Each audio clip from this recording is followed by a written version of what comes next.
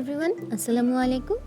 আম আমাদের সবারই একটি পছন্দের ফল, আর এই আম দিয়ে যদি একটি ভিন্নধর্মী রেসিপি তৈরি করা যায় তাহলে কেমন হয়। আজকে তৈরি করে দেখাবো কিভাবে কাঁচা আম দিয়ে কাঁচা আমের জেলি বানানো যায়। তো চলুন রেসিপিটা শুরু করা যাক। এখানে আমি নিয়েছি 2টা কাঁচা আম। এগুলোকে আমি পানি দিয়ে ভালোভাবে ধুয়ে নিয়েছি। এখন আমগুলোর ছিলকাগুলো ছিলে নিচ্ছি।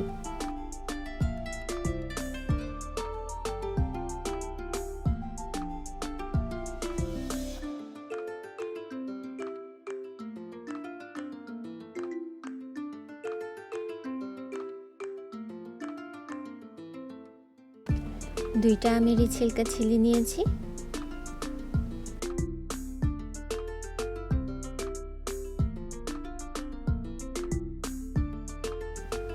এখন আমগুলোকে ছোট ছোট পিস করে কেটে নেব।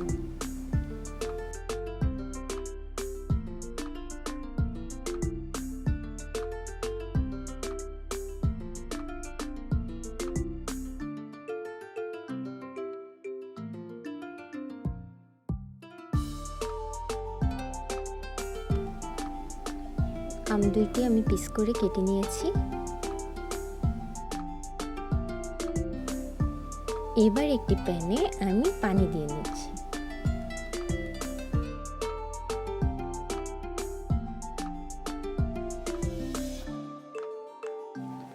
পানিটা যখন ফুটতে শুরু করবে তখন আমি পিস করে কেটে রাখা আমগুলো দিয়ে দেব।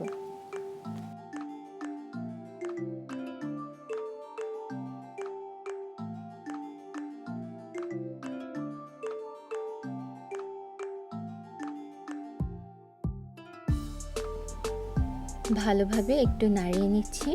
এবার আমগুলো সিদ্ধ করব প্রায় 10 মিনিটের মতো। 10 মিনিট পর আমগুলো অনেকটাই সিদ্ধ হয়ে গেছে। আমগুলো একদম ভর্তা করা যাবে না, একটু আস্তে থাকা অবস্থায় তুলে নিতে হবে।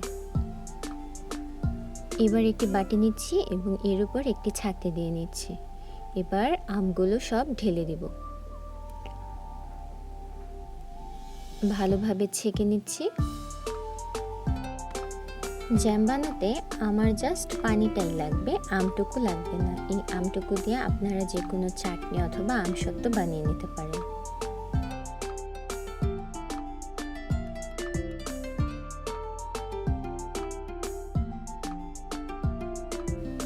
এবার এই পানিটা দিয়েই আমি আমের জেলিটা বানাবো।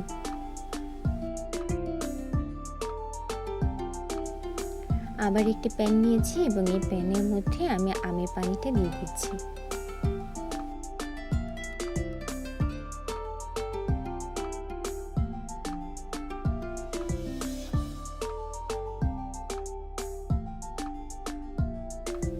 আমার প্রায় 2 কাপের মতো পানি হয়েছিল। এখন এর মধ্যে দিয়ে দিব চিনি। চিনি দিতে হবে অবশ্যই পানির থেকে একটু বেশি। আমি এখানে 2.5 কাপ চিনি ইউজ করেছি। কাঁচা আম যেহেতু খুব টক হয়, এর জন্য চিনির পরিমাণটা একটু বেশিই দিতে হবে। এবার ভালোভাবে পানি এবং চিনিটা নাড়িয়ে নিচ্ছি।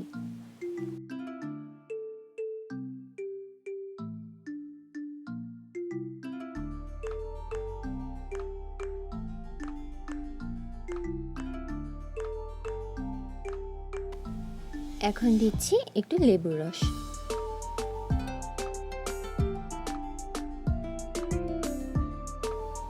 নেড়ে দিচ্ছি।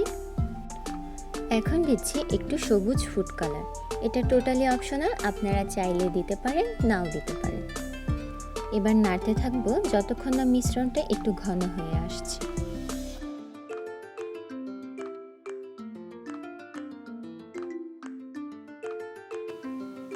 প্রায় 7-8 মিনিট পর মিশ্রণটা অনেকটাই ঘন হয়ে গিয়েছে।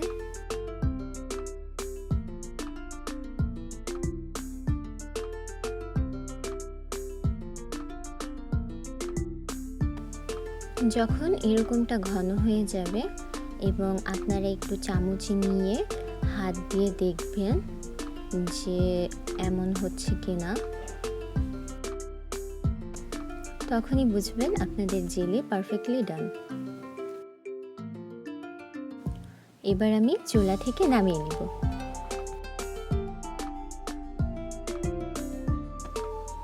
একটা কাচের বয়ম নিয়েছি, এর মধ্যেই আমি জ্যামটা ঢেলে নেব। অবশ্যই গরম থাকা অবস্থায় ঢেলে নিতে হবে, ঠান্ডা হলে এটা প্যানের মধ্যেই জমে যাবে। আরেকটি বাটিতেও ঢেলে নিচ্ছি। এবার জ্যামগুলোকে প্রায় 1 থেকে 2 ঘন্টা ফ্রিজে অথবা রুম টেম্পারেচারে রেখে দেব, যাতে জেলিগুলো এই পাত্রে সেট হয়ে যায়।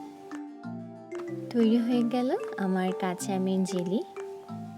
আপনারা এটা পাকা আম দিয়েও করতে পারেন। দেখুন জেলিটা একদমই বাটি থেকে পড়ে যাচ্ছে না, একদমই সেট হয়ে গিয়েছে।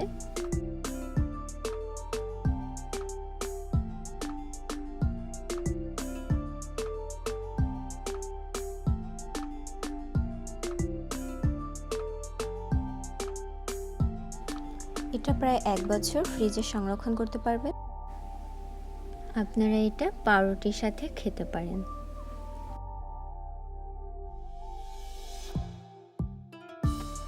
একবার বাসায় বানিয়ে ট্রাই করবেন, কেউ বুঝতেই পারবে না এটা ঘরে বানানো। এভাবে আপনারা ঘরে খুব সহজে এবং অল্প উপকরণে কাঁচা আমের জেলিটা বানিয়ে ফেলতে পারেন। সকালের নাস্তা কিংবা বাচ্চাদের টিফিনেও আপনারা এটা দিতে পারেন। আমার রেসিপিটা আপনাদের কাছে কেমন লাগলো অবশ্যই কমেন্ট করে জানাবেন। লাইক, কমেন্ট অ্যান্ড শেয়ার করে আমার পাশে থাকবেন। আমার চ্যানেলটা অবশ্যই সাবস্ক্রাইব করবেন। ভালো থাকবেন। আল্লাহ হাফেজ।